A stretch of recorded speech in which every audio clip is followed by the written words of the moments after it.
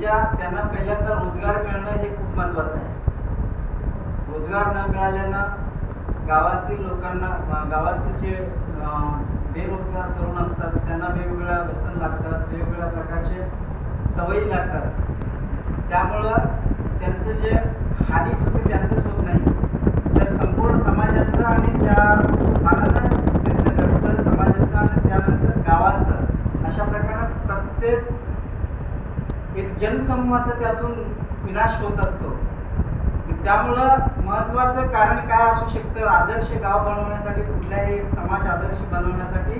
तर त्या समाजातील शिक्षित व्यक्तींना एक चांगलं जॉब मिळालं पाहिजे, त्यांनी कुठेतरी सेटल झालं पाहिजे, कुठल्या ना कुठल्या पद्धतीनं त्यांचे घर, समाज आणि त्यांनी जर सुशिक्षित अशी माणसं समाजामध्ये तयार झाली तर त्यातून आदर्श गाव करण्यासाठी आणि आपले जे विचार असतात ते समाजापर्यंत पोहोचून ते इम्प्लिमेंटेशन होण्यासाठी इतका वेळ लागत नाही की ज्यावेळी अशिक्षित आणि बेविचाराचे समाज तयार होतो आणि त्यामध्ये हे विचार स्प्रेड करण्यासाठी लागतो, इतका वेळ सुशिक्षित समाजामध्ये होत नाही.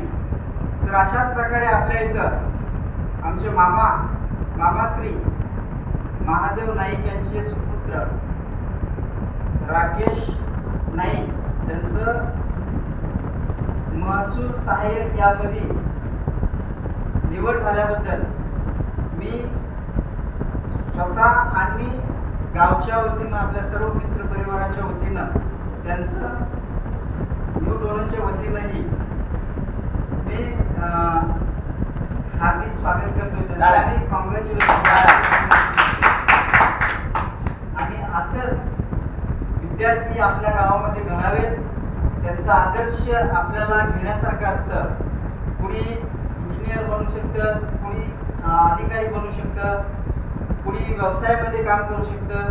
कुठल्या ना कुठल्या पदावरती काम करून निर्व्यसनी एक समाज तयार झाल्यानंतर आपल्याला समाजामध्ये आदर्श बनवण्यासाठी इतकं वेळ लागणार नाहीये, कारण विकास हा इथूनच सुरू होणार आहे. त्यामुळे एक समाज बनवण्यासाठी आपल्याला कुठल्याही प्रकारचा अडथळा येणार नाही आणि ते करण्यासाठी आपण सर्वजण मिळून काम करू इथून पुढं, असं मी एवढंच आवाहन करून माझे 2 शब्द संपवतो. जय हिंद, जय भारत.